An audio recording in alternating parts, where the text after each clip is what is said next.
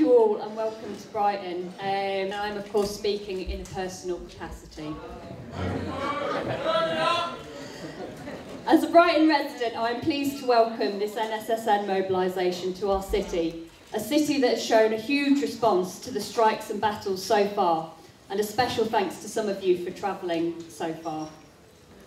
Many of us in the Labour movement are still reeling from the betrayal of December the 19th when, less than a month after the greatest day of coordinated strike action in this country since 1926, the unity long called for by organisations such as the NSSN and relentlessly fought for by activists from branch to national level was smashed as our so-called leaders told us they believed that our members were suffering from strike fatigue after just one day's action.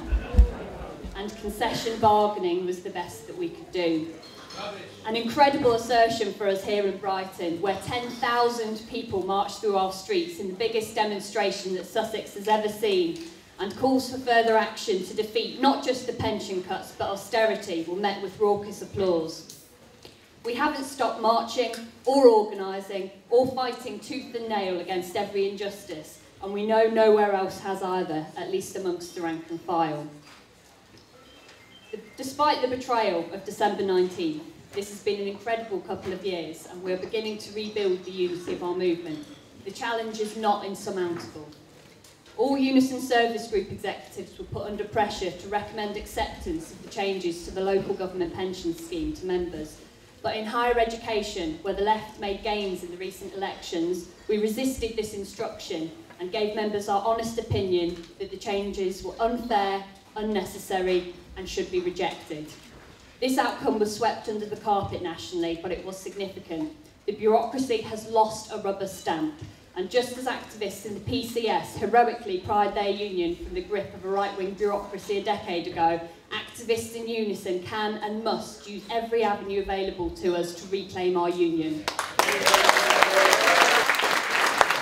I am confident we can win a yes vote in this ballot, and I and other lefts on the service group executives are fighting for a serious, sustained campaign of strike action, beginning with not 1 but 2 days of action directly before the TUC demonstration on October 20th, and with further action if necessary to coincide with November's student demonstrations.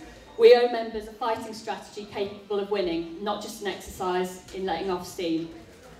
To produce what is so clearly needed, a 24-hour general strike, for fair pensions, for fair pay, against cuts to jobs, against out-of-control workloads, against privatisation, against austerity, and to demonstrate the power we have when we work together for each other and not for the bosses. Thank you.